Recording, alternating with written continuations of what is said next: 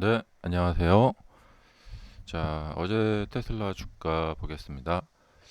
자, 밤에 테슬라가 그러니까 지속적으로 하락을 한 모습을 보였습니다.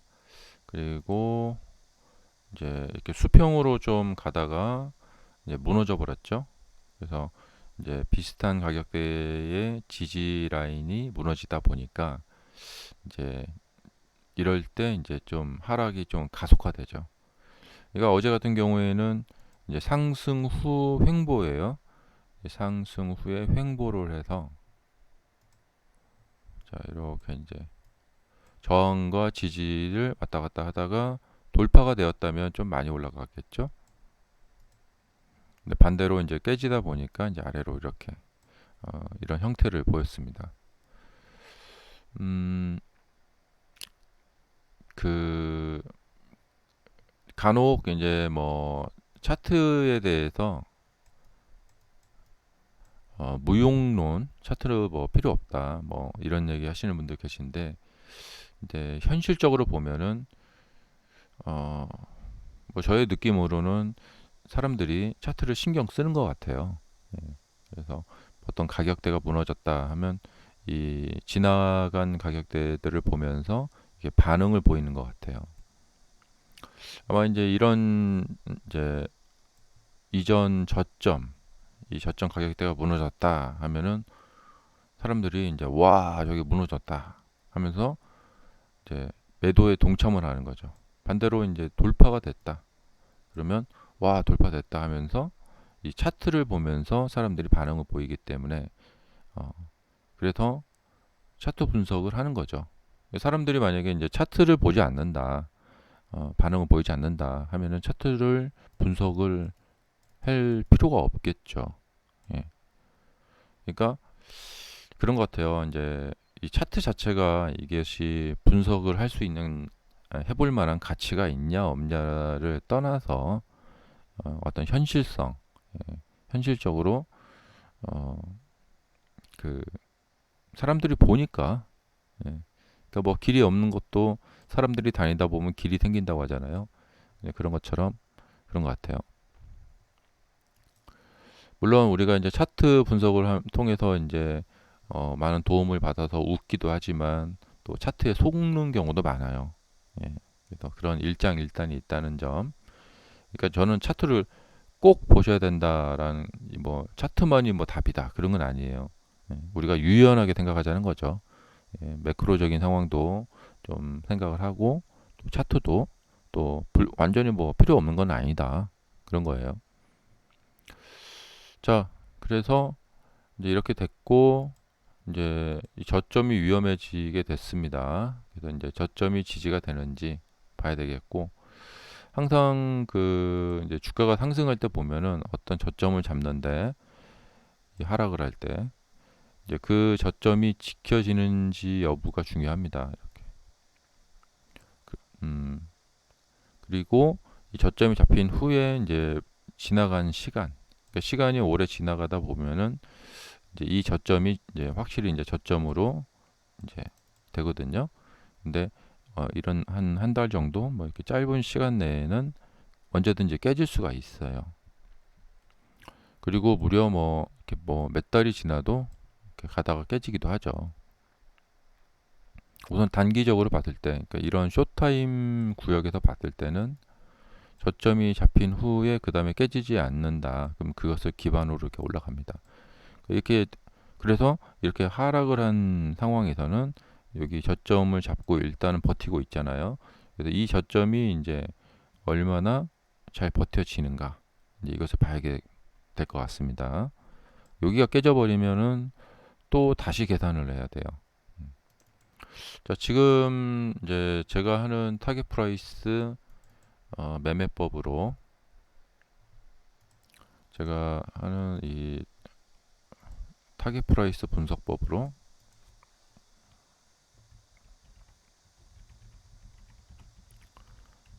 자 지금 주가가 이제 어디를 향해서 가고 있는가 이제 계산을 해보자면은 어 예전에 한번 이런 그림을 그려드린 적이 있는데요. 대략적으로 봤을 때 이렇게 이제 이 사선을 그렸는데 이제 이쪽 북은 어디입니다. 그래서 지금 여기도 뭐 괜찮은 것 같아요. 이쪽 북은 어딘데 이제 이런 거예요. 이제 이 올라가면 이 가격은 이제 여기서 지지 반등할 가능성이 있다 이렇게 보는 거죠. 근데 이 선이 수평이잖아요. 근데 이 선이 이제 이렇게 아니 이렇게 예. 그러면은 그래서 왔다 갔다 하다가 돌파 후 여기거든요. 예. 여기서 이제 이렇게 반등. 예. 이렇게 이제 하락 수평선은 다시 이제 이렇게 만들어 나가야 돼요. 그런 면에서 봤을 때 뭐 약간의 가능성이 있어요. 예. 이렇게 보시면은 뭐 이런 식으로 이렇게 너무 직선으로 긋지는 않거든요. 이렇게 이제 근데 지금 그 이제 나중에 이제 큰 상승을 갈 때는 그러니까 이런 형태의 모습에서 가기가 조금 어려워요. 예. 그러니까 그 2020년 이렇게 여기 이제 큰 상승이 있었을 때 보면은 그러니까 이러한 기반을 두고 이걸로 이렇게 간 거거든요. 근데 이제 상승하기 전에 보면은 여기서 이렇게 왔다 갔다 이렇게 보이죠. 무려 지금 보면 12달러에서 24달러 이게 변동폭이 한 100% 정도가 돼요. 예. 근데 이 당시에 보면은 이렇게만 보이죠. 근데 나중에 보면 이제 이렇게 보인 여기가 이렇게 한마디로 짜부려져 갖고 예, 이렇게 이제 평편해 보이죠. 음. 그러니까 나중에 테슬라가 이제 쭉 올라갈 때 보면은 현재 여기서 이제 100% 정도 이제 100% 정도 200% 정도 왔다 갔다 하는데 이게 이제 짜부가 돼 가지고 이때처럼 이렇게 이제 이게 짜부가 돼 버립니다. 이렇게 음, 그러니까 이제 마음이 급할 때는 사실 그래요. 이제 물론 뭐 이런 저점 사가지고 이렇게 수익을 많이 내면 좋죠. 좋은데 조금 여유 있게 생각한다면 확실히 모습이 드러난 이후에 기회를 잡고 또 이렇게 눌리는 기회가 있잖아요. 아까 차트에서 그려드렸 이제 이 그림 그려드렸다시피 예. 그러니까 이렇게 돌파됐을 때는 지속적으로 갈 것 같지만 이 경우에 하락이 나오고 그럼 하락이 어디까지 갈 것이냐? 그럼 이 정도까지 올 것이다라고 타겟 프라이스를 잡을 수가 있는 거예요. 그러니까 이제 여유 있게 본다면 지속적인 상승이라는 것은 어렵다. 엔비디아에서도 보셨겠지만 그래서 사실 이제 이렇게 불확실한 구간에서 뭔가를 이제 하려고 한다면 마냥 기다려야 돼요. 어, 근데 기다리는 것도 괜찮죠. 예, 언젠간 가겠지 하고 그래서 저점을 잡고 인내심을 가지고 기다리는 거죠. 예. 두 번째 방법은 이런 모습이 나타난 후에 그때 가서 매매해도 늦지 않다. 어. 근데 나는 이번 한 번 매매로 그냥 은퇴를 하련다. 그런 분들은 이제 영혼의 배팅에 들어가는 거죠. 불확실한 상황에서. 지금 테슬라가 사실 그런 상황이에요. 누구는 뭐 테슬라 확실하다 하지만 미래는 모르는 거잖아요. 그래서 이런 이제 미래가 좀 불투명한 상황에서 매수를 하고 여기서 막 더 이렇게 한 50% 정도 더 빠질 수도 있어요. 그러니까 200이니까 한 100까지 내려갈 수도 있어요.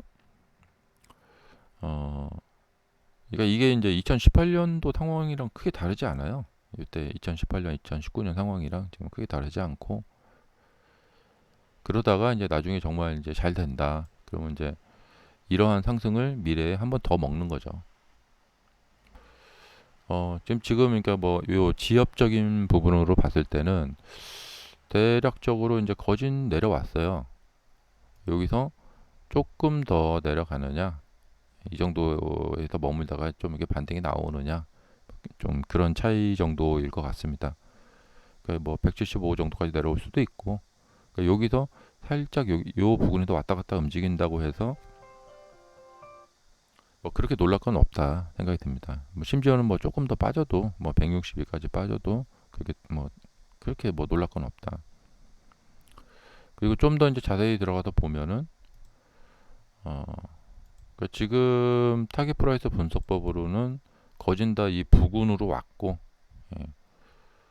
그러니까 이렇게 상승을 했을 때 이게 하락을 한다면 어디까지 내려올까라고 생각을 할 때 이 타겟 프라이스 분석법으로 이제 분석을 해보자면은 뭐 대략적으로 뭐 이렇게 해갖고 이 180 부근 쪽까지 내려올 수 있겠구나 이렇게 볼 수가 있는 거죠. 그러니까 이 차트를 보면은 2019년도 차트랑 비슷하잖아요. 예. 어쨌든 이제 그래요. 그래서 어, 그렇고 이제 이 지엽적인 부분을 봤을 때는 그러니까 이런 하락 랠리라는 것은 반등을 할 수 있는 기반을 만드는 거예요. 그러니까 상승 랠리라는 것은 하락을 할 수 있는 기반이 되는 거죠. 그래서 너무 부정적으로 볼 필요는 없어요. 그러니까 하락 랠리가 1월부터 4월까지 이렇게 길어졌을 때도 있죠. 그러면은 그만큼 나중에 크게 갈 수도 있겠다. 이렇게 생각하면 되는 거고요. 자, 그래서 지금 여기서 뭐 조금 무너졌다고 해서 뭐 큰일 났다. 막 너무 그렇게 생각할 건 없고 일단 하락하는 주가는 어디서 자리를 잡는가를 잘 봐야 돼요. 우선 이 형태는 지금 그러니까 하락 다이버전스 현상. 그러니까 하락을 하면서 거래량이 거꾸로 늘어나는 그 현상이 좀 그러니까 투매 현상이 아직 나타나고 있지 않아요. 더 떨어뜨려야 된다는 거죠. 이렇게 떨어지면서 이렇게 거래가 증가되는 투매 현상이 나타나야 된다. 그리고 이제 올라가면서 거래가 줄어들어 버리는 다이버전스 현상 나타나면 이제 고점이 나오고요. 그래서 좀 독특한 것은 무섭게 하락을 했지만 거래량이 늘지 않고 있다는 거죠. 네, 좀 이걸로도 한번 확인해 볼까요? 네, 거래량이 늘질 않아요. 사람들이 투매를 하지 않고 있다는 거죠. 그래서 이런 현상에서 이제 어떤 방식으로 이제 이 주가가 움직이려고 할지 봐야 될 것 같습니다.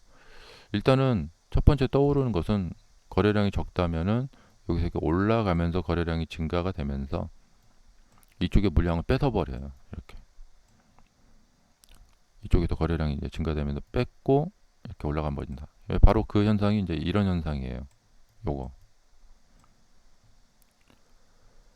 어, 뭐 이런 현상이 나올 가능성도 있고 아니면은 이제 더 떨어뜨려 가지고 이제 지금 사실 타겟 프라이스 계산법으로 해보자면은 이 170 정도까지 혹은 165 정도까지도 충분히 내려올 수 있어요. 아직 여지가 있거든요. 이렇게 떨어뜨리면서 거래량이 이제 증가된다. 이러면은 이제 좀 분석하기가 좀 쉬워지죠. 아 이제 다이버전스 현상이 나오겠구나, 나오는구나. 그래서 이제 이렇게 봐갖고 이쪽에서 이제 저점을 어느 정도 이제 좀 생각을 해볼 수가 있어요. 근데 지금 이제 하락하는 중간 과정에서는 뭔가 여기가 저점이다라고 보기가 조금 그러니까 여기서도 뭐 이 정도에서 이제 반등이 이렇게 가겠지 뭐 이렇게 생각할 수도 있지만 이렇게 되잖아요. 그런 것처럼 확신하기가 아직 어렵다. 음.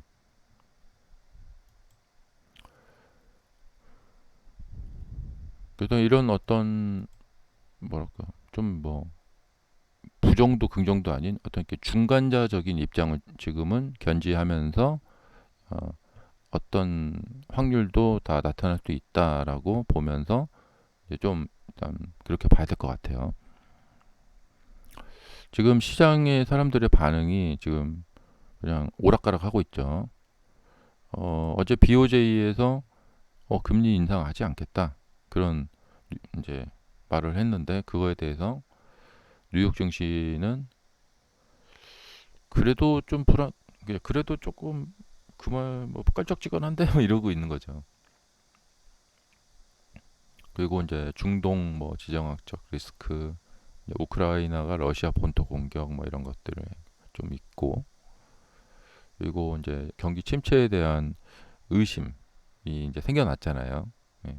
근데 그 의심을 깨끗하게, 예, 음, 포도독 소리 나게, 예, 설거지를 해줄 뭐가 없어요. 예, 아직까지는. 그래서 지금은 사람들이 뭐 좋다가도 안 좋다가도 막 하고 막 그런 상황입니다. 음. 그러니까 이제 방향성이 확실히 잡혔다고 보기가 조금 어려워요. 그래서 엔비디아, 그러니까 앞으로 심한 경기 침체가 나타나서, 예, 이 엔비디아가